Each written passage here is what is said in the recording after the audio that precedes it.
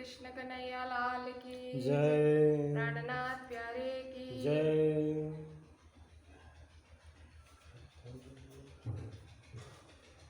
प्रथम लागू दो चरण को धनिये न छुड़ायो छीना लांक तले लाले रिया मेरे जीव के ही जीवन धन के गुण की मैं क्या कहूँ इन अवगुण पर ते गुण महामत कहे इन दुल्हे पर मैं वारी वारी दुल्हन महामत कहे इन दुल्हे पर मैं वारी वारी दुल्हन।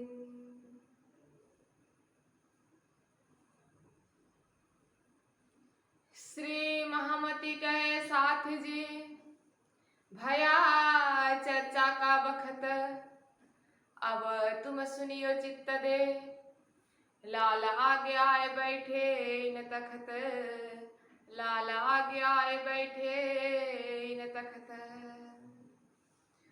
श्री महामती कहे मोमिनो ए पाती की हकीकत अब मुकदमा कहूँ फरदा रोज क्या मत कामा पहाड़ी से होए आए बीच आमेर दिन एक दोए रह के पीछे आए संगानेर पीछे आए संगानेर कामा पहाड़ी से होए के।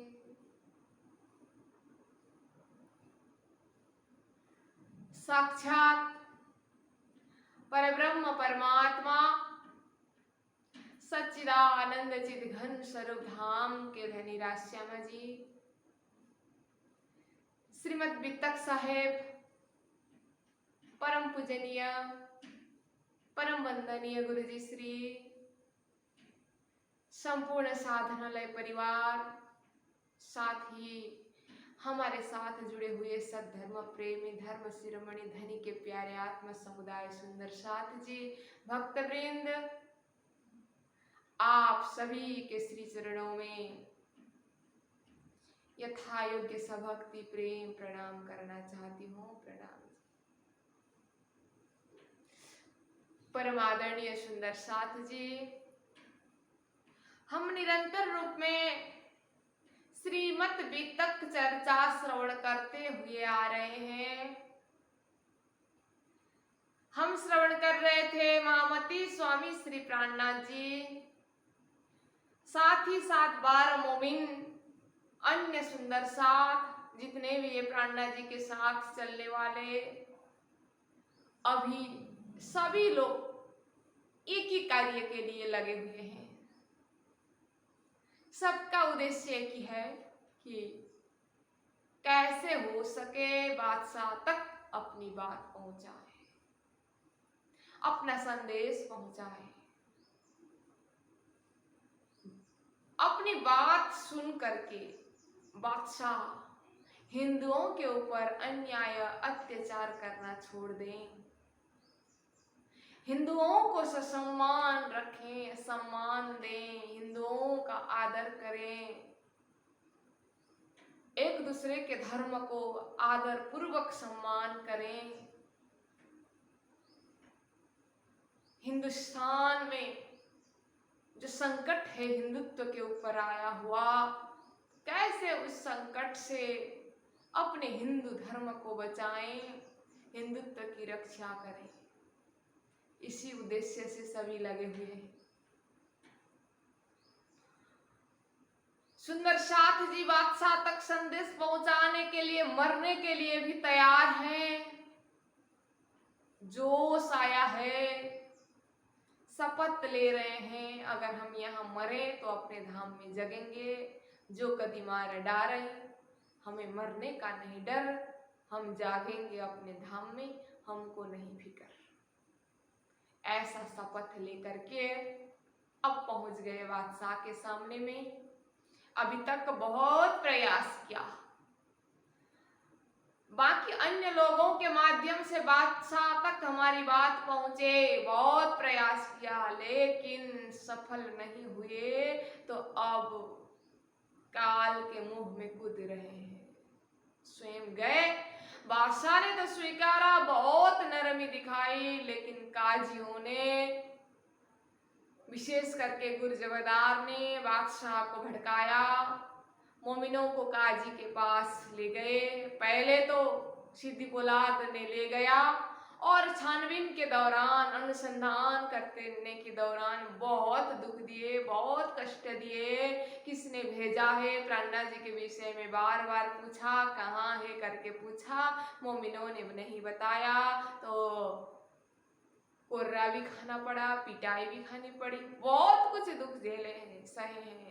फिर काजी ने अपने पास लेके गया। अब वहां जाकर के भी बार बार पूछता रहा, चर्चा होती रही, कुरान की बातें, मोहम्मद की बातें, सारी बातें होती रही। 4 महीने तक नजरबंद में रहे, लेकिन बादशाह तक जो रूबरू बात करने की इच्छा जाहिर की थी मोमिनों ने, वो पूरा नहीं हो पाया। अब प्राणनाथ जी भी बहुत नाराज हुए हैं कि खुदा का संदेश लेकर के आने वालों को इतना दुख दिया इन लोगों ने, अब खुदा स्वयं इनको कष्ट देगा, इनको सजाए देगा। प्राणनाथ जी अब कामा पहाड़ी में थे, वहीं से चिट्ठी के माध्यमों से बहुत मार्ग निर्देश करते रहे। एक एक बात, एक एक खबर आदान प्रदान होता रहा। शेख बदल भाई, खान जी भाई, ये लोग चिट्ठी आदान प्रदान करते रहे। तो अब प्राणनाथ जी कामा पहाड़ी से निकल करके हिंदू राज्य की तरफ प्रस्थान कर रहे हैं, क्योंकि इन लोगों ने हमारी बात नहीं मानी, स्वीकार नहीं किया। अब ये शास्त्र के द्वारा समझाए, हमने ज्ञान के द्वारा समझाए, लेकिन इन लोगों ने नहीं माना। अब ये शस्त्र के लायक है, अब लोहा का ही तलवार उठाना पड़ा। ज्ञान के तलवार से इनको कुछ नहीं हुआ, अब लोहा का तलवार उठाना पड़ेगा। इसीलिए ऐसा सक्षम हिंदू राजा चाहिए। सदगुरु महाराज ने कहा था, शाकुंडल सखी राजा के रूप में आई है। तो अब शाकुंडल की सूरता कौन से राजा में है? प्राणनाथ जी अब हिंदू राज्य की तरफ प्रस्थान करते हैं। हिंदू राजाओं को एकजुट करके, हिंदू राजाओं को संगठित करके बादशाह के विरुद्ध लड़ने के लिए प्रोत्साहित करते हैं करके प्राणनाथ जी अब कामा पहाड़ी से निकल के आते हैं। कामा पहाड़ी से हुए आए बीच आमेर। प्राणनाथ जी आमेर आ गए। आमेर जगह का नाम है। कामा पहाड़ी से प्राणनाथ जी आमेर आए। आमेर में 1-2 दिन रह करके फिर प्राणनाथ जी सांगानेर पहुंच गए। ये प्राणनाथ जी की यात्रा। अब प्राणनाथ जी के ही शिष्य एक सुंदर साथ जो मुकुंद दास जी है, वो एकदम उनको तारतम दिया था जोश में वस्तु बांटते समय, ये प्रचार कर रहे हैं तारतम का। तो ये उदयपुर गए थे। तो उदयपुर से अब ये वापस आ रहे थे मुकुंद दास उदयपुर में, वहां से आए सांगानेर। अब प्राणनाथ जी कामा पहाड़ी में है, अपने मोमिनों को तो पता है ये लोग छुप छुप के प्राणनाथ जी से मिलने आते रहते हैं।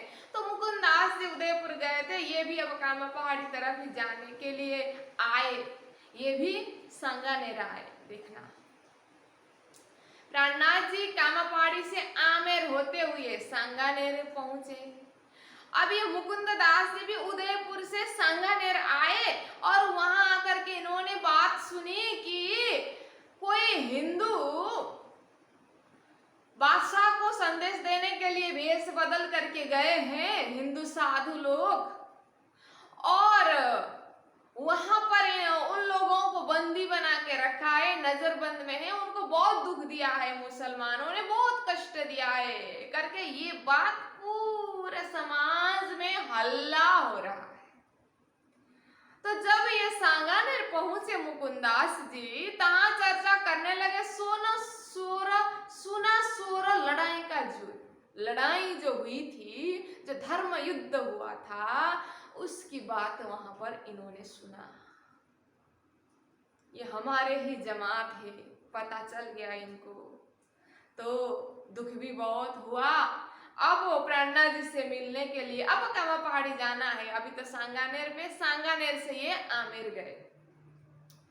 प्रेरणा जी आमेर से सांगानेर, मुकुंदास जी सांगानेर से आमेर। आमेर पहुंचे थे, पता चल गया प्रेरणा जी सांगानेर में ही है। फिर ये आमेर से सांगानेर लौट आए। सांगानेर लौट आए तो आ रहे थे, रास्ते में शेख बदल मिले। अब शेख बदल प्रेरणा जी के पास संदेश ले जाते हैं, फिर मोमिनों के पास संदेश ले जाते हैं। अब मोमिनों का समाचार लेकर के प्रेरणा जी के पास गए तो प्रेरणा जी कामा पहाड़ी में नहीं है। प्रेरणा जी आमेर सांगानेर उधर निकल गए, तो ये लोग भी प्रेरणा जी को ढूंढते ढूंढते शेख बदल भी जा रहे थे। तो वो प्रेरणा जी तो आमेर होते हुए सांगानेर पहुंचे थे, मुकुंदास से सांगानेर होते हुए आमेर आए। अब आमेर से पता चला प्रेरणा जी सांगानेर में है, तो अब ये मुकुंदास जी सांगानेर जा रहे थे, बीच में शेख बदल मिले, दोनों की मुलाकात हुई। दोनों अब प्रेरणा जी से मिलने के लिए जा रहे, ढूंढ रहे हैं। तो जा रहे थे कि बीच में आदिवासियों का जगह आया, और वो आदिवासियों ने ये नए लोग हैं करके देखे, तो उन लोगों ने इन लोगों का पीछा किया, मारने के लिए भगाया, क्योंकि इन लोगों के पास थोड़ा बहुत पैसा था, दोनों के पास, इसीलिए कि ये लूटपाट करने के ध्येय से मारने के लिए आदिवासियों ने इनका पीछा किया। तो डर लगा बहुत का, भागे उतर थे फेर कर, दोनों भाग गए वहां से, आदिवासियों से बच करके भाग गए। उस समय में रुपया पैसा कुछ मूल्यवान चीज लेकर के चलना बहुत भारी पड़ता था, लूटपाट बहुत ज्यादा होता था। तो ये लोग भाग गए। तो वहां से भागते भागते सांगानेर में एक गांव में पहुंच गए। ये लोग एक गांव में पहुंच गए, तहां से आएपुर में, तहां एक दुकान पर, किसी गांव में पहुंचे तो गांव के एक दुकान था गांव में, वो दुकान पर गए तो वहां तो श्री जी साहेब जी बैठे देखे एक खाट ऊपर। उस दुकान में एक खाट के ऊपर तो श्री जी बैठे हुए हैं, देखा इन लोगों ने, ओ श्री जी को ढूंढ रहे थे, श्री जी यहाँ है, इस गांव में है, पता चला।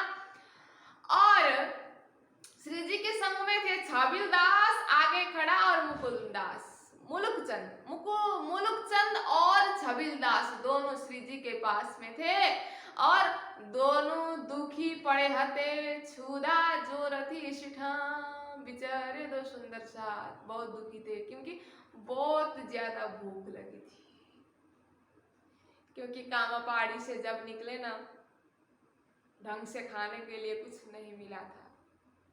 एक दो दिन आमेर, फिर सांगानेर, विचार करिए कहाँ खाएं, कोई ठिकाना नहीं है, और कुछ खरीद के खाएं तो भी पैसा नहीं है, इसीलिए बहुत भूख लगी थी। तो दोनों बहुत दुखी थे। भूख तो प्राणनाथ जी को भी लगी थी, लेकिन प्राणनाथ जी दुख सुख से ऊपर हैं, लेकिन बेचारे ये लोग बहुत भूख होने के कारण दुखी दिख रहे थे।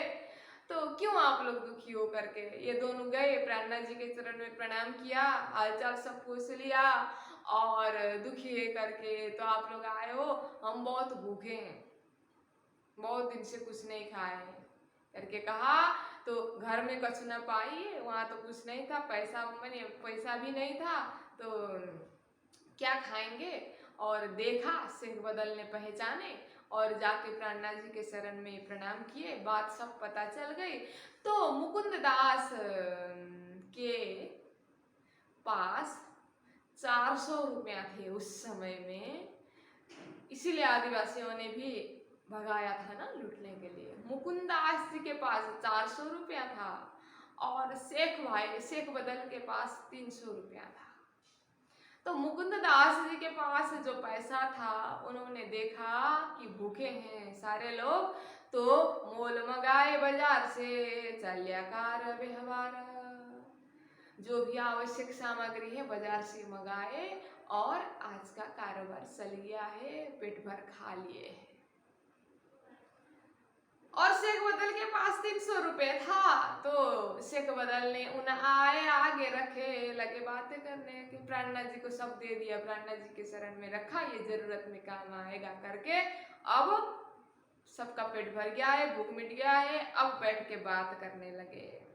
किया परियान रात तक मुकुंदास मिलके अब सलाह करने बैठ गए, क्योंकि मुकुंदास जी को ना ये लगता है ये मुसलमान लोग ना कभी जगने वाले नहीं है, बहुत दुष्ट है ये लोग, हमारी बातों का कोई असर होने वाला नहीं है, इसीलिए इनके तरफ मेहनत करना बेकार है, फालतू में दुख उठा रहे हैं। और इन लोगों ने अपने सुंदर साथ को इतना कष्ट दिया, इतना दुख दिया, ये सुनकर के बहुत दुखी हो गए। मुकुंदास को बहुत दुख लगा। तो ये तो पहले से ही बोलते थे कि कुरान में हमारी बातें ये सब ठीक है, लेकिन इन लोगों को बार बार कुरान देख करके, कुरान की बात करके, मोहम्मद की बात करके इनको समझाना ये संभव नहीं है, ऐसा मुकुंदास जी को लगता था। कट्टर थे, अपने हिंदुत्व के ऊपर बहुत कट्टर थे, पहले से कहते थे प्राणनाथ जी को, लेकिन प्राणनाथ जी को तो सदगुरु महाराज का आदेश था ना, तो स्वयं मोहम्मद का सारा ज्ञान आया था, मोहम्मद आए थे प्राणनाथ जी के अंदर, तो प्राणनाथ जी तो अपना काम करते ही है। प्राणनाथ जी स्वयं हकी स्वरूप है, उनके नजर में तो कोई भेदभाव नहीं है, कोई तेरा मेरा नहीं है। तो जब मोमिनों को बहुत कष्ट हुआ सुना, तो मुकुंदास जी को भी दुख लगा, और देखेंगे अब तो प्राणनाथ जी छोड़ देंगे ये बेकार का मेहनत करना, अब मुसलमान के पीछे लगना छोड़ देंगे अब तो, क्योंकि इन लोगों को कुछ फर्क ही नहीं पड़ा हमारी बात का, अभी तक इतना समय हुआ है, मेहनत इतना कर रहे हैं, कुछ हासिल नहीं हो रहा है। तो ये विचार करके मुकुंदास जी बात शुरू करते हैं। देखे कैसी मसलत करता है, हुआ कसाला ऊपर मोमिन, विचार करते अब देखेंगे प्राणनाथ जी क्या बोलेंगे, थोड़ा सोच चेंज हुआ क्या, मोमिनों के ऊपर इतना कष्ट हुआ, तो अब प्राणनाथ जी क्या बोलेंगे, छोड़ देंगे शायद उन लोगों को मेहनत करना, उनके ऊपर करके विचार कर रहे थे। और बात अब क्या करना है आगे, अब मुसलमान के पीछे लगेंगे, अब सब छोड़ के हम हिंदुओं में अपना प्रचार करेंगे करके बोल रहे थे। तो तब श्री जी साहब जी ने कहा, श्री जी साहब जी को पता चल गया मुकुंदास जी का भाव, तो बोलते हैं कि अब ना छोड़ू इन्हें और इलाज कर मारा हूं, जड़ उखाड़ो बुनियाद बने, इन लोगों को मैं ऐसे नहीं छोड़ूंगा, और दूसरा उपाय अपना करके भी मैं इन लोगों को जड़ मूल से उखाड़ूंगा। इन्होंने परमात्मा के संदेश लेकर के आने वाले संदेशवाहक को इतना कष्ट दिया है ना, इनको भी वो इतना ही कष्ट हो जाएगा, इनको मैं ऐसे नहीं छोड़ूंगा, इनका कर्म का फल इनको भोगना ही पड़ता है। प्राणनाथ जी ने इतने जोश में कहे। प्राणनाथ जी तो वहां उधर से हटने की बात ही नहीं कर रहे हैं। जोर देखी हिम्मत श्री जी साहेब जी के मन में, अब कहा को जाएंगे विचार करो हमसे। प्राणनाथ जी ने इतना जोश में बता दिया, और प्राणनाथ जी को पता है ये बात में मुकुंदास जी सहमत नहीं होंगे, तो मुकुंदास जी को बाहर प्रचार के लिए भेज रहे हैं। पूछा अब कहाँ जाओगे तुम, आगे का कार्यक्रम कहाँ है, कहाँ प्रचार में जाओगे करके पूछा। तो मुकुंदास जी कहते हैं कि इत जरगा पंथी बहुत है, तहाँ आदमी मिले लाखा, धनी बाबे का पंथ है, ये अपनी करे शाखा। एक जरगा पंथी है यहाँ पर, तो उदयपुर में, वो हमारे जैसे ही बात करते हैं, इसीलिए वहां जाकर के कुछ बात रखना है। तो इतना सुना था प्राणनाथ जी ने, सुनते ही मुकुंदास पर हुआ हुकुम, मुकुंदास जी के ऊपर हुकुम हुआ, आप जाना वहां जाके देखना, और कैसा है क्या है, तो अगर उपयुक्त हुआ तो मुझे भी बुलाना, तू देख बात करके वो तो बुलाओ हम, फिर मुझे बुलाना, मैं आ जाऊंगा करके श्री जी ने आदेश दिए। अब यहाँ से मुकुंदास और मुलुकचंद जी उदयपुर के लिए प्रस्थान करते हैं। रास्ते में भील आदिवासी लोग मिले, फिर उन लोगों ने भगाया, फिर वहां से भाग गए। बहुत मुश्किल है, हर जगह में ऐसा ही, नया जगह है ना, नए लोग देखते हैं तो वो आदिवासी लोग भगा देते हैं, जो कुछ भी है लूटपाट किया और भगा दिया, ऐसा करते हैं। तो बचते बचते अब ये लोग उदयपुर पहुंचे। उदयपुर पहुंच करके गए लादू मसानी के यहाँ, करी श्री जी साहिब जी की फिक्र, लादू मसानी के पास पहुंचे और जाकर के बातचीत किए, तो श्री जी साहिब जी की भी बात रखी और उनको बुलाइए, चर्चा सुनिए, अलौकिक ज्ञान देंगे, ऐसी सारी बात करने लगे। जब श्री जी की बात सुना लादू मसानी ने तो कबूल करी उन्होंने, बुलाए ले आओ तुम आप। मुकुंदास जी की भी बात सुनी, मुकुंदास जी से सत्संग हुआ, उसको बहुत अच्छा लगा, तो हमारे गुरु हैं ऐसे श्री जी करके कहा, तो बुला के लेके आओ करके उसने कहा। अब धीरे धीरे हिंदू राज्यों में प्रवेश करना है ना, तो कहाँ जाएंगे, जान पहचान वाले तो कोई नहीं है, अपने सगे संबंधी वाले कोई नहीं है, सुंदर साथ भी कोई नहीं है, तो कैसे प्रवेश करेंगे, कहीं पाँव रखने का जगह तो होना चाहिए ना। इसीलिए मुकुंदास जी जाकर के जगह बना रहे हैं। और अब प्राणनाथ जी उदयपुर प्रस्थान कर रहे हैं। तो जाते जाते अब तो मुगलों से डरना नहीं है, भागना नहीं है, क्योंकि उदयपुर तो अपना हिंदू राज्य है, वहाँ हिंदू राजा है। जब दिल्ली में थे तो सब सुंदर सा तितर बितर कहाँ कहाँ छुप छुप के अलग अलग जगह बैठे थे। अब उदयपुर जा रहे हैं तो आगरा में बाईजी महारानी के साथ अन्य सुंदर साथ थे, उनको भी बुला लिया और प्राणनाथ जी उदयपुर के लिए चले गए। तब श्री बाई जी को बुलाए, आप चले उदयपुर, साथ सब संग चले, पीछे जाले क्या सुर। बाई जी महारानी सहित अन्य सुंदर साथ को भी बुलाया, जो श्री जी के पास थे, अन्य सुंदर साथ भी हुए, सब मिलकर के पहुंच गए उदयपुर। उदयपुर पहुंचे तो फिर लादू मसानी के यहाँ मुकुंदास दई खबर, उनसे मुलाकात करी, उनके दिल में भई असर। मुकुंदास जी ने लादू मसानी को कहा श्री जी आए हैं, पहुंच गए हैं, तो वो दौड़ के गया, श्री जी को प्रणाम किया, दोनों की मुलाकात हुई, बहुत हर्षित हुआ, उसकी भी अंतरात्मा जग गई। तब उन्होंने हवेली दई हुई, उतरी उन ठौरा, तहाँ चर्चा होने लगी, रही बात अनहक बिनौरा। मुकुंदास जी ने श्री जी और उनके जमात को रहने के लिए एक हवेली दे दिया, वहां पर रुके, और जहां रुके वहां पर अब प्राणनाथ जी चर्चा शुरू करने लगे। देखना, बहुत महीनों से चर्चा छूट रही है, मेरता तक इतनी बढ़िया चर्चा हो रही थी। प्राणनाथ जी जहां भी जाते हैं चर्चा ही करते हैं, उनका तो स्वतः स्वभाव बन गया है। जिस तरह से दीपक को कहीं भी ले जाए वो प्रकाश देता ही रहता है ना, चंदन को कहीं भी ले जाए वो सुगंध देता ही रहता है ना, इसी तरह से प्राणनाथ जी कहीं भी जाए चर्चा सुनाते ही रहते हैं। लेकिन जब मेरता से अब दिल्ली की ओर प्रस्थान कर रहे थे ना, दिल्ली में धर्म युद्ध करने के लिए, तब सुंदर साथ अलग अलग जगह में हो चुके हैं, अलग अलग बांट बांट हो चुका है। आगरा में एक जमात को छोड़ा, अनुसार में दूसरे जमात है, और कितने सुंदर साथ दिल्ली में है, इधर से उधर, उधर छुप छुप के। अब तो पूरा कुरान की बातें और मोहम्मद का प्रसंग और कैसे संदेश दे, इसकी हिंदी में उतरी चौपाई है, फारसी में करना है, उनकी भाषा में करना है, कहाँ जाना है, किससे मिलना है, बस उधर ही दिमाग है। हरिद्वार में भी गए, शास्त्रार्थ हुआ, शास्त्रीय प्रमाण दे दे करके पूरा अपना सिद्धांत रखे। लेकिन जो चर्चा होती थी ना तारतम के द्वारा, सुंदर साथ के जमात में एक आनंद की वर्षा जो होती थी ना, वो मेरता से बंद हुआ था, बंद पड़ा था। मेरता में मधुमक्खी ने जिस तरह से घेर के रखता है, उसी तरह से सुंदर साथ घेर के रखते थे, लेकिन वहां से बंद हुआ था। तो अब उदयपुर से फिर वही चर्चा प्रारंभ हो गया, अब शुरू हो गया है। नया मंडाल होए चला, सातावत विजय इस्लाम, अब हिंदू राज्य में पहुंचे ना, सुरक्षित जगह में पहुंचे, तो अब फिर अपनी चर्चा प्रारंभ करने लगे।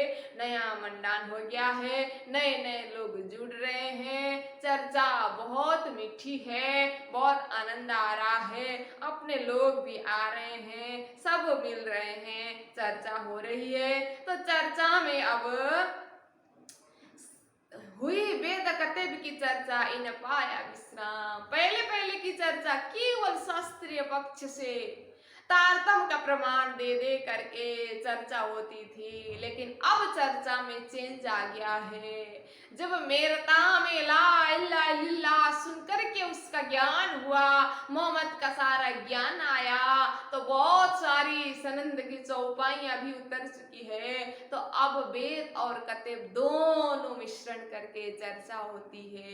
एक हाथ में सदगुरु का ज्ञान वैदिक परंपरा का, एक हाथ में मोहम्मद का ज्ञान कतब परंपरा का, दोनों को लेकर के प्राणनाथ जी एक पूर्ण कंप्लीट स्वरूप बन करके जा रहे हैं। तो दोनों पक्ष ज्ञान दे रहे हैं, दोनों धाराओं का ज्ञान दे रहे हैं। तो इस प्रकार से चर्चा हुई, तो सबको आनंद आ रहा है।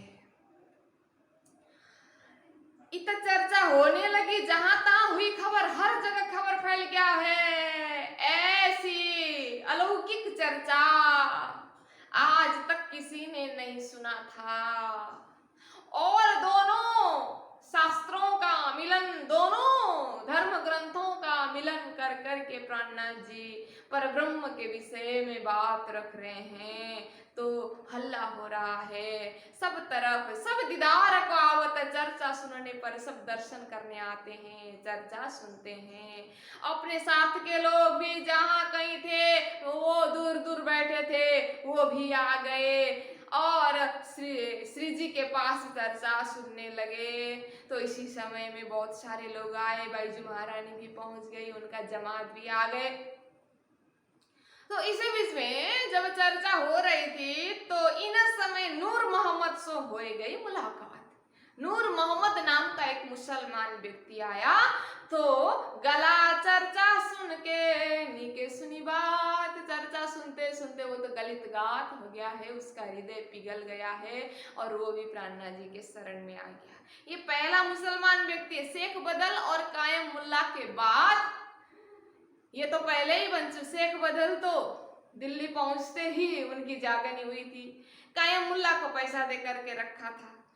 ये दोनों को छोड़ करके अब ये चर्चा करते करते, प्रचार करते करते जब प्राणनाथ जी जा रहे थे, तो बहुत सारे मुसलमान सुंदर साथ की जागनी हुई है। तो इनमें से ये प्रथम है नूर मोहम्मद।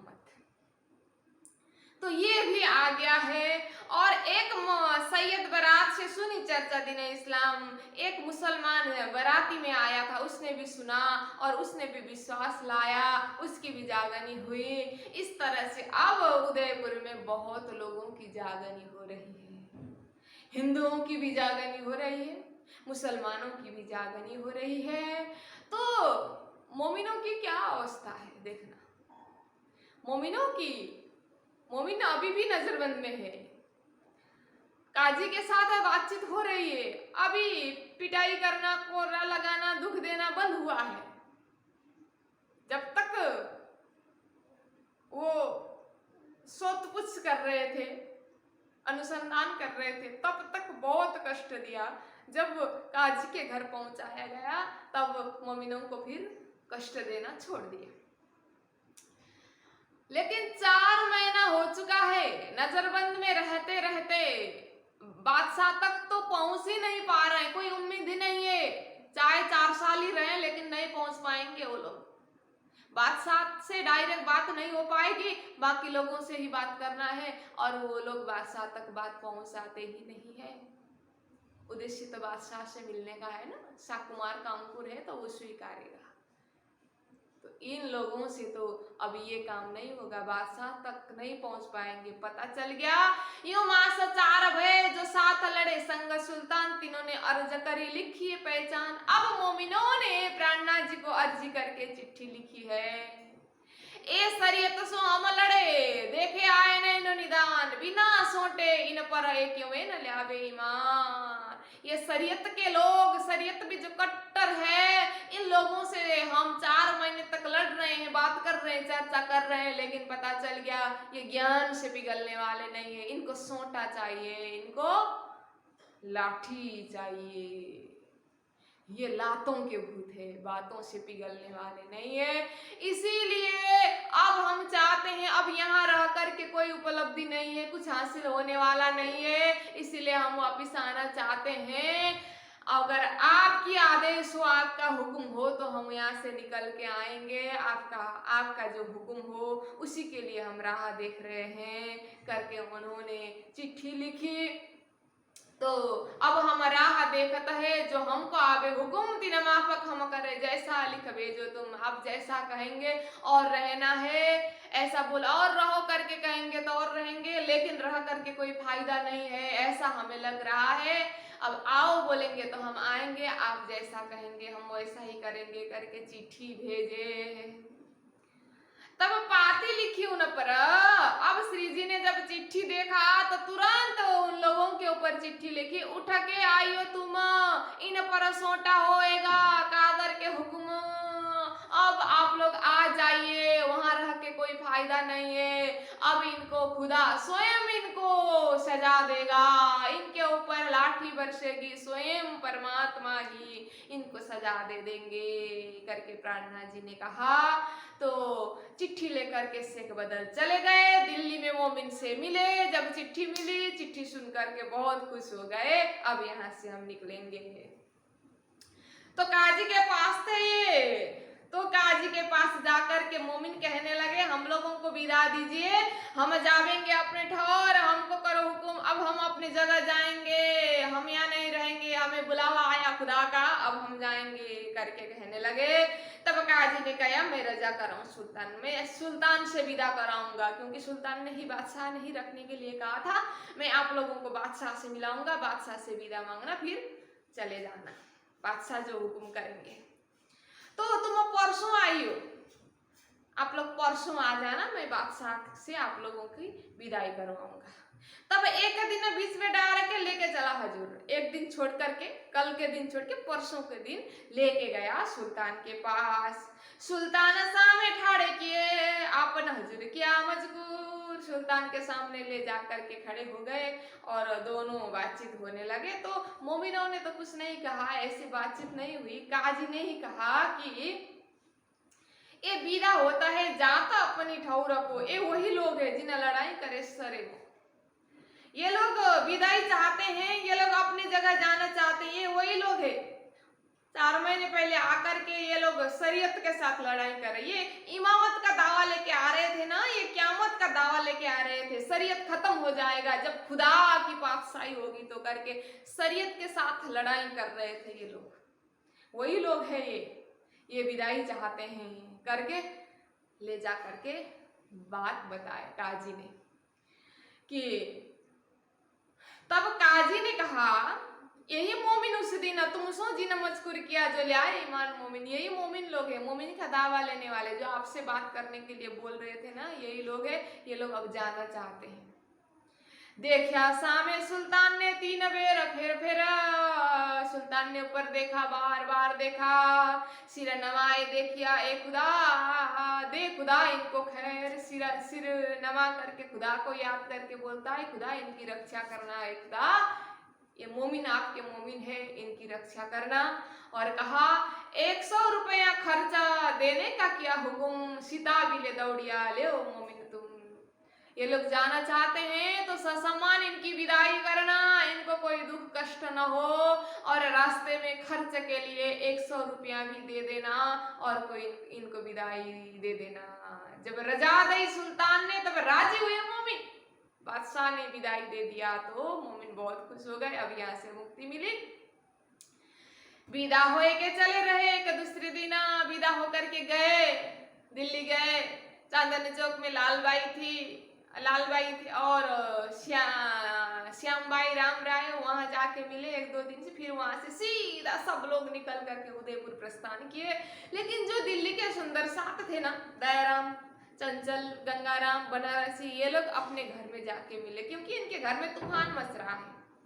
हिंदू हिंदू होके वेश बदल के गए हैं। एक दूसरी बात, मुसलमान इनको मारेगा। बहुत सारी बात, दयाराम के घर में तो इनके बदले हम और दे देंगे करके पहले कहे, बाद में तो कोई दयाराम को मार दो, हमारी बदनामी हुई, ऐसा भी कहा इन लोगों ने। बहुत खटपट हो रहा है। तो ये लोग सीधे अपने घर गए, बाकी लोग सीधे उदयपुर गए, प्राणनाथ जी के पास चले गए।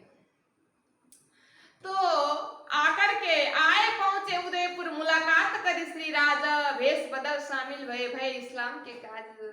अब मुसलमान का भेष छोड़ दिया, अपना जो अपना स्वयं का भेष है वो भेष धारण करके पहुंच गए मोमिनों के जमात में। श्री जी के पास पहुंचे, श्री जी के चरण में प्रणाम किए।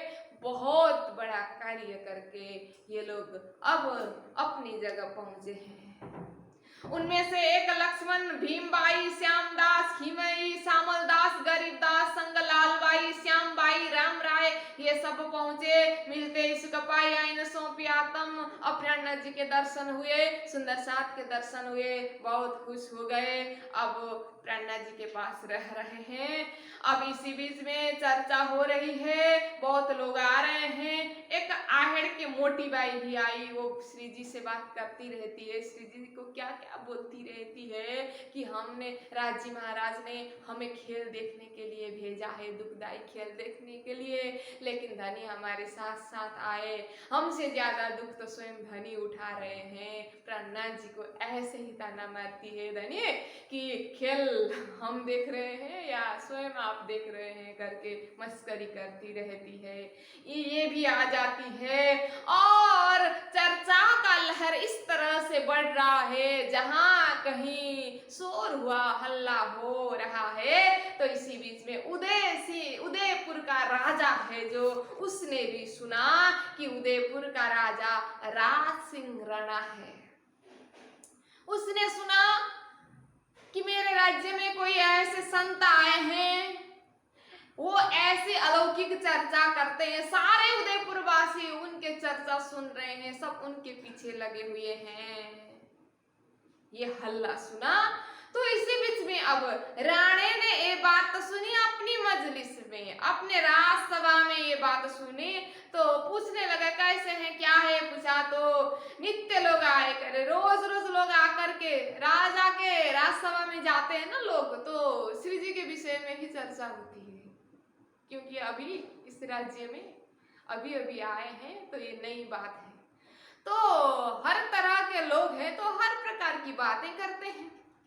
नित्य लोग आए गए, स्तुति निंदा ये सुने, कोई बड़ाई करते हैं, कोई प्रशंसा करते हैं, तो कोई निंदा करते हैं, कोई बुराई करते हैं। हर प्रकार के लोग हैं, जिनकी नजर जैसी है वो वैसे ही करते हैं। कोई कहे बड़े सादा है, इनके अनंत लोचन। राजा के सामने राजसभा में कोई बैठ के कहते हैं कि ये तो बहुत बड़े साधे, इनके तो अनंत दृष्टि है, एक ही धर्म ग्रंथ का ज्ञान नहीं, इनके पास तो सभी धर्म ग्रंथ का ज्ञान है, अज्ञान तो कुछ है ही नहीं, सारा ज्ञान, धरती का सारा ज्ञान ही इनके पास है, अनंत लोचन है करके कहते हैं। तो उसी में फिर कोई कहे ये ठग है, इनो वेश धरा मोमिन, इन्होंने साधु का वेश धारण किया, लेकिन ये लोग ठग है, ठग, हमें ठग लग रहे हैं। कोई कहे मुसलमान है, भेजे हैं सुल्तान, कोई कहते ये तो मुसलमान है, बादशाह ने भेजा है हमारे हिंदू राज्य में, ये मुसलमान है, ये वेश बदल के आए हैं हिंदू बन करके, क्योंकि ये लोग कुरान पढ़ते हैं, कुरान की चर्चा करते हैं। तुमको मुसलमान करने गए वचन बिना पहचान, प्राणनाथ जी का पहचान ही नहीं बोल दिया, आपको मुसलमान बनाने के लिए बादशाह ने भेजा है, ये बादशाह की कौन सी नीति है करके बोलने लगे। तो इस प्रकार से राजा के सामने में लोग तरह तरह की बात करते हैं। देखना प्राणनाथ जी कौन है किसी को पहचान नहीं, लेकिन उनकी अपनी नजर जैसी है ना, प्राणनाथ जी को वैसे ही देख रहे हैं। नजर अपनी अपनी है, चाहे खुदा बना के देखो, चाहे इंसान बना के देखो, देखने वालों की नजर कैसी है। सफेद चश्मा पहन के देखो तो सफेद ही दिखाई देता, काला पहने तो काला ही दिखाई देता है। अपनी नजर कैसी है।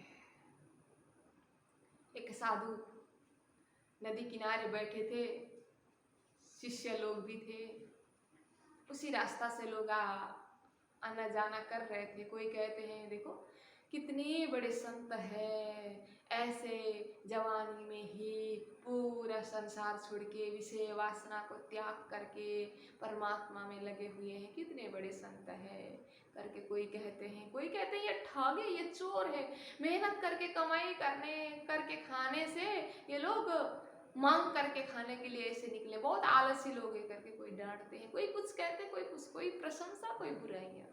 तो शिष्यों को आश्चर्य लगा, तो शिष्यों ने गुरुदेव को पूछा, गुरुदेव वास्तव में आप है कौन? ये लोग तो विभिन्न प्रकार से आपको बोल रहे हैं, विभिन्न नाम दे रहे हैं आपके ऊपर, आप है कौन? तो गुरु कहते हैं मैं जो हूँ सो हूँ, लेकिन इन लोगों ने वही कहा जो इनके नजर में था। वो जैसे थे ना मुझे वैसे ही देखे। इस रास्ता से चोर जा रहा था तो मुझे चोर ही देखा उसने, संत जा रहे थे, संत हृदय वाले जा रहे थे तो उन्होंने मुझे संत देखा, और ठग वृत्ति वाले जा रहे थे उन्होंने मुझे ठग देखा। अपनी अपनी वृत्ति है, उसी वृत्ति के अनुसार इन लोगों ने मुझे देखा। हम भी लोगों को बिना पहचाने मूल्यांकन कर देते हैं ना, ये ऐसे होंगे, शायद ऐसे हैं।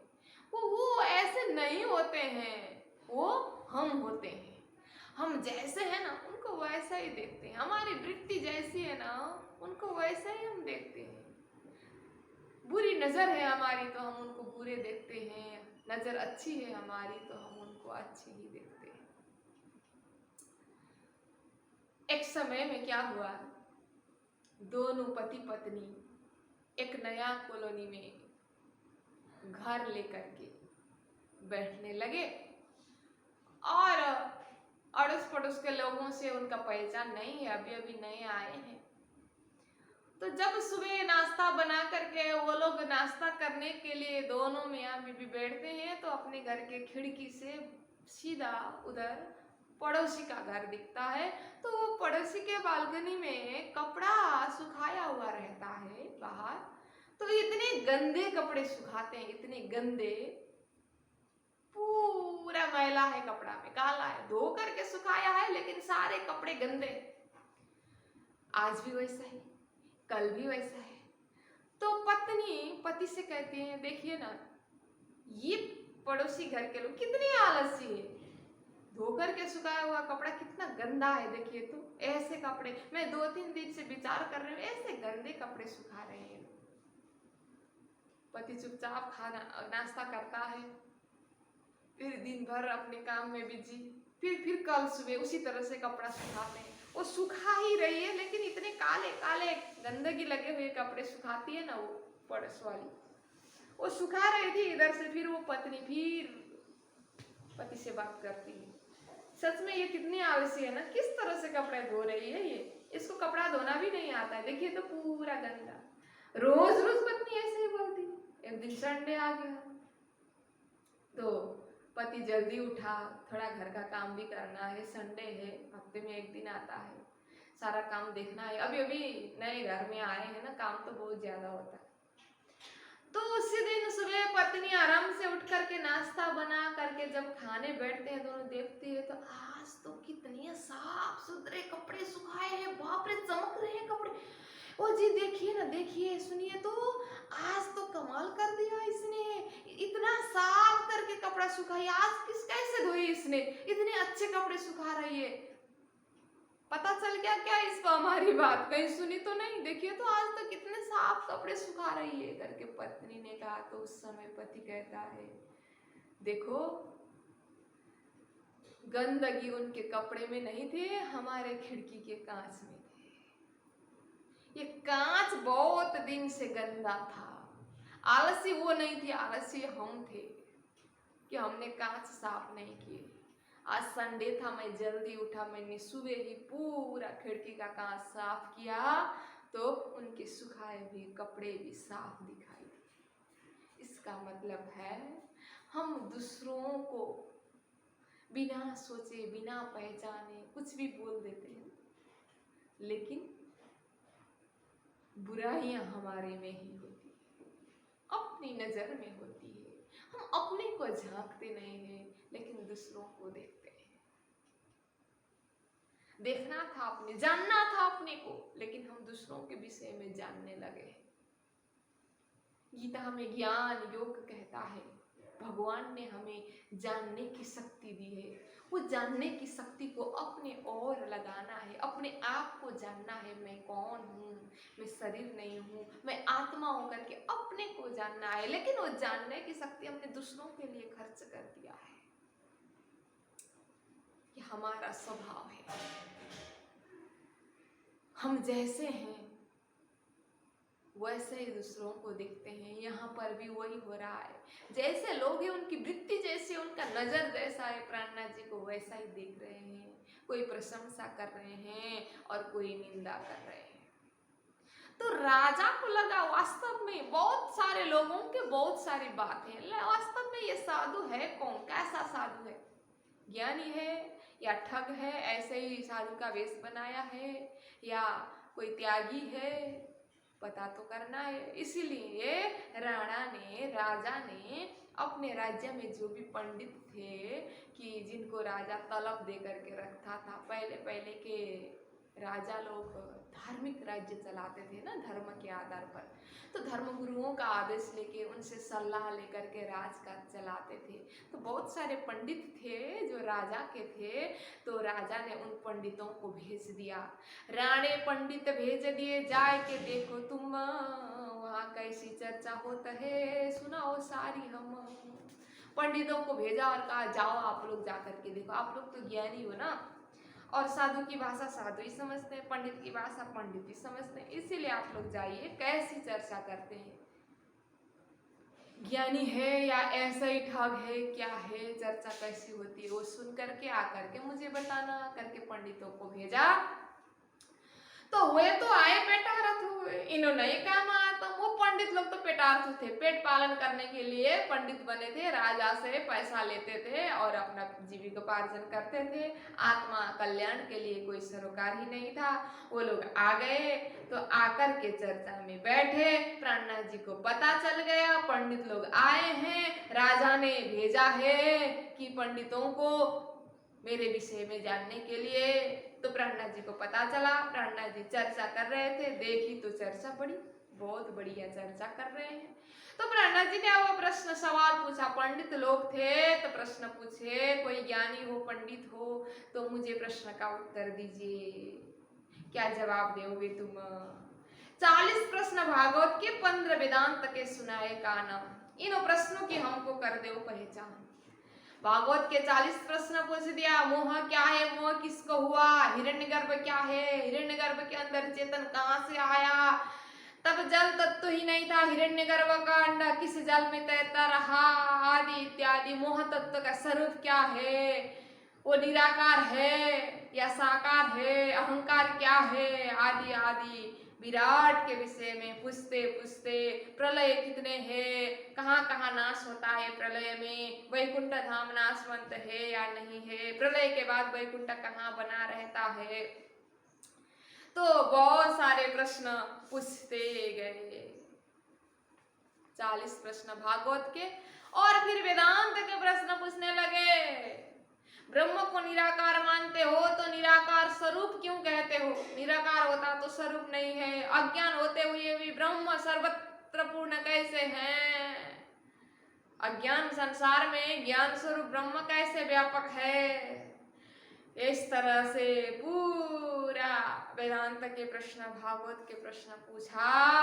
तो इन प्रश्नों की हमको कर दो पहचान, प्रश्न का उत्तर दे देना, आप लोग पंडित लोग है करके पूछा। तो जवाब ना आया उनको, दिया न जाए उत्तर, तब सब मिल के विचार ही करने लगे फिकर, किसी को जवाब नहीं आया, एक भी सवाल का जवाब नहीं आया। तो विचार किया, ये बात राजा को पता चल गया तो हमारा तो खैर नहीं, कल्याण नहीं है। इसीलिए राजा के पास जाकर के, बहुत बड़े ज्ञानी है ये, जो प्रश्न पूछा हम लोग उत्तर नहीं दे पाए, इनके पास बहुत सारा ज्ञान है, करके कहूं तो हमारी तो रोजी रोटी खत्म। राजा तो फिर उसी को गुरु कर बैठेगा, ये तो बुरे बैरागी हमारा भानेंगे रोजगार, इसी प्रकार से ज्ञान की चर्चा करता रहा तो ये तो हमारी रोजगार सब खत्म करेगा, हमारे श्रोता भी उधर ही जाएंगे। इसीलिए राजा के पास जाकर के यथार्थ बात हम नहीं बताएंगे, इनकी निंदा करेंगे। सलाह किया, इनकी निंदा कीजिए, तुम सब मिला हो खबरदार, सब खबरदार होना, होशियारी रहना, इसकी निंदा करना। ये बुरे बैरागी किस काम के नहीं है, ये इनके पास कोई ज्ञान भी नहीं है, ऐसा करके निंदा कर देना, करेंगे करके सबने सलाह किया। देखना प्राणनाथ जी जहां भी जाते हैं ना, पंडित लोग ही विरोध करते हैं, क्योंकि उनसे उनके पास जितना ज्ञान है उससे करों ज्यादा ज्ञान प्राणनाथ जी के पास है ना, इसीलिए ईर्ष्या जगती है, द्वेष जगता है। बाकी लोग सर्वसाधारण लोग विरोध नहीं करते, निंदा नहीं करते, पुराने पंडित लोग निंदा करते, क्योंकि उनके सारे श्रोता प्राणनाथ जी की तरफ जाते हैं। प्राणनाथ जी का ज्ञान अगर सबके पास गया तो उनका कोई महत्व तो नहीं, उनको कोई मानेंगे नहीं, उनको मान सम्मान नहीं मिलेगा। इस भय से ये लोग जानबूझ करके बुराइयां करते पहले से। तो यहाँ पर लालदास महाराज जी कहते हैं ये ब्राह्मण लोग, ये जो पंडित लोग है ना, इन लोगों की बुद्धि ऐसी ही है, पहले से ही सृष्टि के शुरू से ही ब्राह्मण लोगों से गलती हुई है, भूल हुई है, परमात्मा को पहचान नहीं पा रहे हैं। ये लोग अपने अहंकार के कारण कर्म कांड में इतने उलझे हुए हैं। परमात्मा तो अरे कर्म कांड से बहुत दूर है, ज्ञान से परमात्मा मिलते हैं। वेद के 1,00,000 मंत्रों में से 80,000 मंत्र कर्मकांड पर है, जो स्वर्ग तक पहुंचाने वाला है, और उनमें से 16,000 मंत्र उपासना पर रखे, जो वैकुंठ तक पहुंचाने वाले, और उनमें केवल 4,000 मंत्र ज्ञान है, जो परब्रह्म परमात्मा का संकेत करता है, दिखाता है, लक्षित करता है, स्पष्ट तो वो भी नहीं बताता है। उन लक्षित बातों से, जो संकेत की हुई बात से परब्रह्म का पहचान करना पड़ता है, तो वहां तक तो लोगों की समझ ही नहीं पहुंचती है ना। 80,000 मंत्र कर्मकांड दिया है तो लोग वहीं पर भूल जाते हैं, तो उसी को सब कुछ मानते हैं और ब्रह्म से दूर हो जाते हैं। ये पहले से ही ये बीमारी चल रही है, और इसी के चक्कर में ब्राह्मण लोग पहले से ही गलती कर बैठे हैं। तो लालदास महाराज जी को इन पंडितों का व्यवहार देख करके बहुत गुस्सा आता है, तो कहते हैं इनकी बुद्धि कभी नहीं आएगी, ये परमात्मा ब्रह्म से मिलने के लिए सबको बाधा डाल रहे हैं, खुद तो नहीं मिल रहे हैं, दूसरों को भी नहीं मिलने दे रहे हैं, इनका बड़का ब्रह्मा। लालदास महाराज जी को गुस्सा आया ब्राह्मणों के प्रति, तो बोलते हैं ये ऐसे नहीं है, इनके पूर्वज ऐसे हैं, इनका बड़का, इनके पूर्वज पुरखा ब्रह्मा जी के तो संतान ये। तो क्या किया ब्रह्मा जी ने? तो यहाँ लालदास महाराज जी ने लिखते हैं, जब गर्भ स्तुति करी, फिर परीक्षा आया देखने, भूला बड़ी दिलधारी। इनके बड़का जो ब्रह्मा जी है, इनके दादाजी, उन्होंने भी भूल की थी। जब परब्रह्म परमात्मा आने वाले थे, जब गर्भ में थे, तभी उन्होंने स्तुति की थी। परमात्मा आ रहे करके ब्रह्मा जी ने गर्भ स्तुति की। सत्यव्रतम सत्यपरम त्रिसत्यम सत्यस्य योनिं निहितं च सत्ये सत्यस्य सत्यामृत सत्य नेत्रम सत्यात्मकं तं शरणं प्रपन्नम्। हे प्रभु, आप सत्य संकल्प है, सत्य ही आपकी प्राप्ति का स्थान है। सृष्टि के पूर्व, प्रलय के पश्चात और संसार की स्थिति के समय, इन असत्य अवस्थाओं में भी आप सत्य है। सारी सृष्टि असत्य है, आप ही सत्य है। 5 तत्व पूरा असत्य है, जो दृश्यमान है, ये बनाने वाले भी आप ही होकर के बहुत स्तुति की थी वो सत्य पर ब्रह्म परमात्मा के ऊपर। गर्भ में रहते समय स्तुति की। जब परमात्मा प्रकट हो गए तो दर्शन करने ही नहीं गए, और नारद जी ने बताया, ओ परमपिता ब्रह्मा जी, सृष्टिकर्ता ब्रह्मा जी, जब परमात्मा गर्भ में थे तो गर्भ स्तुति किए, अब परमात्मा प्रकट होकर के ब्रजमंडल में लीला कर रहे हैं, तो अभी तो दर्शन करने आप नहीं जाते हैं। नारद जी ने कहा, अच्छा परमात्मा प्रकट हो चुके हैं, दर्शन करने गए तो परब्रह्म परमात्मा बाल लीला कर रहे थे, ग्वाल बाल के साथ शरीर में पूरे कपड़े भी नहीं है, इतनी गंदगी लगी हुई है, और ग्वाल वाल को खिला रहे हैं, खा रहे हैं, नाक से पानी बह रहा है, ये है, ऐसे गंदे हैं। ऐसे भी परमात्मा होते हैं क्या? इसे गंदे बच्चों का जूठन खा रहा है, स्वयं भी गंदा है, ऐसा लगा। आ गई शंका, देखना और ये परमात्मा है या नहीं, ये देखूंगा परीक्षा करके। करके परीक्षा करने लगे, ग्वाल वाल बछड़ा सब हरण कर लिया, छुपा के रखा। परमात्मा को पता चला, वैसे के वैसे सब बना दिए, ग्वाल वाल भी वही और गौ बछड़ा भी वही, सब अपना ही रूप धारण कर दिया, खुद बन गए सब। लीला वैसी की वैसी चली। 1 साल हुआ, अरे मैंने तो वो ग्वाले का सब कुछ चुरा के छुपाया था, वो अकेला क्या कर रहा है, देखने आते हैं तो वैसी लीला हो रही है, सब कुछ वैसा का वैसा है। हाँ, कब चुरा के ले गया करके, अपने खुद जहाँ छुपाया था उसने, वहां देखते हैं वहां भी वैसे ही है, और देखते हैं नीचे लीला करे वहां भी वैसे ही। अरे ये तो साक्षात परमात्मा, मेरी से बहुत बड़ी गलती हुई, भूल हुआ, मुझे माफ करना। अब वो परमात्मा है करके पता चला था, उनका जूठन पहले सबका जूठा खा रहा है करके परमात्मा नहीं है ऐसा लगा था। अब उन्हीं के ही जूठन खाने के लिए इतना प्रयास किए, लेकिन ब्रह्मा जी को श्री कृष्ण का एक सित जूठा प्रसाद भी नहीं मिला। विभिन्न वेश बदल के गए, कभी मछली बन करके गए, कभी कौवे बन करके गए, फिर भी नहीं मिला। ग्वाल बाल के साथ भोजन कर रहे थे तो खीर खा रहे थे, खीर खा करके वो पत्ते फेंकेंगे तो वो पत्ते में लगा हुआ जूठा खाऊंगा करके कौवे बन के गए। लेकिन श्री कृष्ण को पता चला, सबको कहा आज पत्ता कोई नहीं फेंकेगा, पत्ते के साथ ही खा लेंगे, सबने खा लिया। पत्ते तो खा लिया, अब हाथ धोने तो जमुना जी में जाएंगे ना, मछली बन के जाऊंगा करके गए। श्री कृष्ण ने कहा आज कोई हाथ नहीं धोएगा, सब चाट के ऐसे ही बैठेंगे। खीर खाने के बाद पानी भी पिया नहीं जाता, हाथ भी धोया नहीं जाता, बोल दिया। इस तरह से बहुत प्रयास करने पर भी श्री ब्रह्मा जी को इस गलती के कारण श्री कृष्ण के प्रसाद नहीं मिला।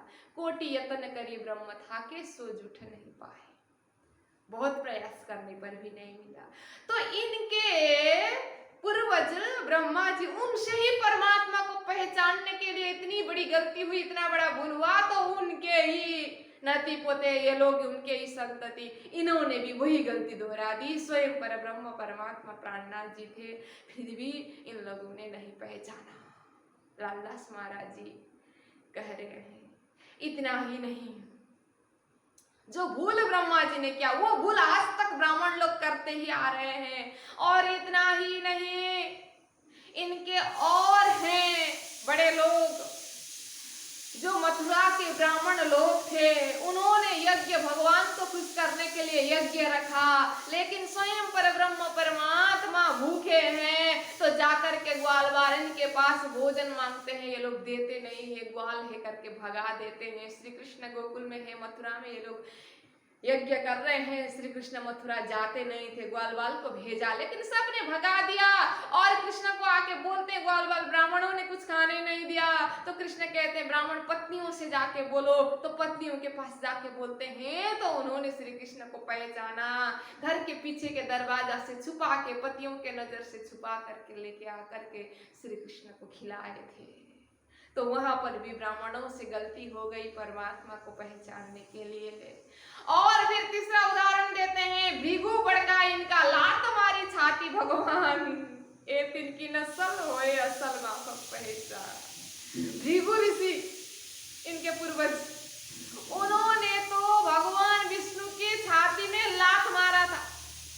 कौन से भगवान बड़े हैं, परीक्षा करने निकले थे, भगवान की परीक्षा करने निकलने वाले ये ब्राह्मण लोग शिवजी के पास गए, कोई अभिवादन नहीं किया, शिवजी ने डांट दिया, ब्रह्मा जी ने भी डांट दिया, तो भगवान विष्णु के पास गए और भगवान तो आराम कर रहे थे। लक्ष्मी माता ने कहा भगवान आराम कर रहे हैं, अभी मत जाइए, लेकिन इन्होंने माना नहीं, ये तो परीक्षा कर रहे थे। भगवान मस्त सोए थे, भगवान के छाती में एक लात जोर से मारा। भगवान जग गए। जग करके देखते हैं तो भृगु ऋषि लात मार रहे हैं। भगवान ने तुरंत उठ करके नीचे बैठ करके भृगु ऋषि के चरण पकड़ के बोले, अरे ऋषिवर, आपने इतना कष्ट क्यों उठाया? आपके ऐसे फूलों के समान कोमल पांव से मेरे वज्र के समान छाती में लात मारा, तो आपको कहीं दर्द तो नहीं हुआ? करके उनका चरण स्पर्श किया। तो कहते हैं भृगु ऋषि, हाँ ये सबसे बड़े भगवान है। देखो इस तरह से भगवान की परीक्षा करने वाले तो ब्राह्मण और इनके बढ़कर हैं, ऐसे इनके पूर्वज ही ऐसे हैं, ऐसी ऐसी भूल कर बैठे थे उन्होंने, तो वही परंपरा आज तक भी चल रही है। ये तिनकी नस्ल, उनके ही संतान है ये, और अंकुर के अनुसार ये आज भी वैसे ही है। इनसे भी वही भूल हो गई, इतनी बड़ी भूल हो गई। साक्षात पर ब्रह्म स्वरूप प्राणनाथ जी को इन्होंने नहीं पहचाना और उल्टी सीधी बात ले जा करके राजा को सुनाया। करके लालदास महाराज जी यहाँ अपना भाव रख रहे हैं। एक तो ब्राह्मणों की गलती, और कहते हैं ब्राह्मणों के नस्ल है ये, इसलिए ऐसा। दूसरा, अंकुर जैसा अंकुर है उसी अनुसार का बुद्धि तो आती है ना, इसलिए राणा तक बात नहीं पहुंचे। करके लालदास महाराज जी बोल रहे हैं। सुंदर शाह जी, उदयपुर का प्रसंग है। आज का समय तो पूरा हुआ है। अब अगले बैठक में हम श्रवण करेंगे कि अब राजा जो है प्राणनाथ जी का दर्शन किस तरह से करता है। तो अब उदयपुर में अन्य क्या बीतक होती है। अब उदयपुर से उदयपुर तालाब के ओर प्रस्थान करते हैं प्राणनाथ जी। तो वहां तालाब में ही राणा दूर से ही भेष बदल के आकर के प्राणनाथ जी के दर्शन करता है, क्योंकि उसके अंदर अंकुर नहीं था। जितना अंकुर था अंकुर अनुसार उतना ही लाभ उसने लिया है। तो इसीलिए अब अगले बैठक में हम श्रवण करेंगे कि उदयपुर तालाब में प्राणनाथ जी पहुंचे हैं। सुंदर साथ को पूरा सन्यासी वेश धारण कराया है। तो आगे जा करके फिर उदयपुर से प्राणनाथ जी निकल के मंदसौर जाते हैं और बादशाह ने उदयपुर में आक्रमण करता है। सुंदर साथ को बहुत दुख होता है, विरह का प्रकरण उतरता है। यह सारा प्रसंग है। अगले बैठक में हम फिर सविस्तार श्रवण करते ही हैं। तो आइए आज के प्रसंग को हम चौपाई दोहराते यहीं पर विराम देते हैं। बोलो श्री प्राणनाथ प्यारे की।